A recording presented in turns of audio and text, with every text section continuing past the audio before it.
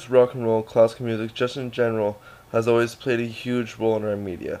Since the beginning of music, it has always set a style of clothing or what people think is cool and hip. Bands like the Rolling Stones, the Beatles, Guns N' Roses, without music, life wouldn't really exist. Music has been around since the caveman times. It's amazing how much music controls our life and what we think is cool, or what to wear. They're sex symbols in a way. People look at them as tough, rigid, hot.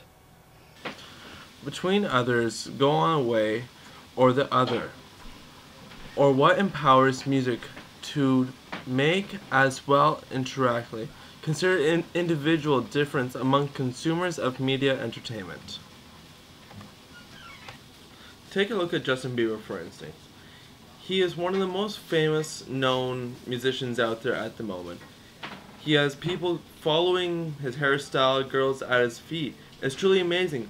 But you ever look back at what the Beatles did? They were bigger than him.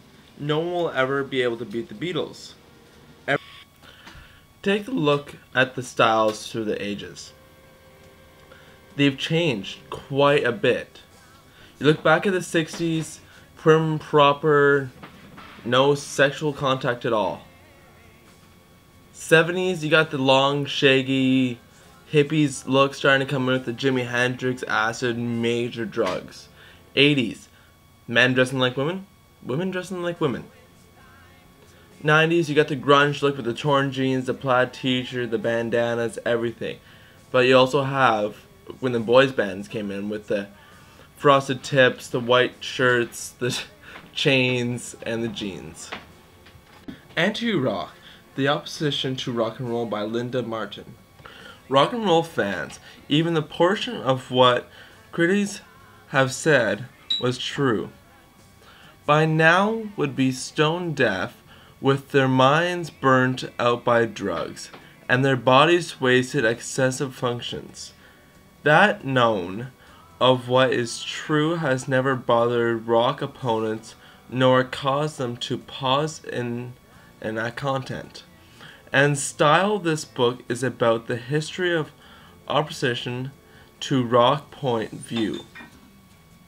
We have not attempted to define the term in any rigid way, preferring to consider it music of the young and for rock bashing ultimately represents an old age problem and a generation gap.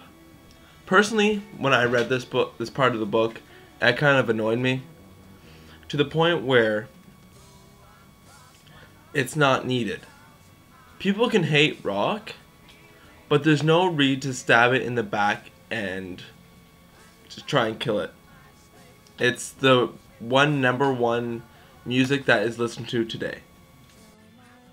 Music surrounds us. We listen to it in the most varied forms and contexts, whether heard on sound recording or those sources like the radio, television, or the internet.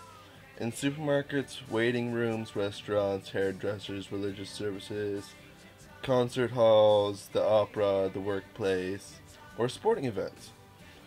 Or during meals or while listening to devoting to music at home. Music forms an important part in everyday life. We listen to it varying quantities and qualities, transmitting though the loudspeaker and the distributed through media as live performance and as music people make their own. However, overwhelming quantities of music reaches us through the media. Interesting though, subject appeals to quality, quiet media rose. People experience music through produced themselves or in live performances more intensely, leaving a longer lasting impression on them.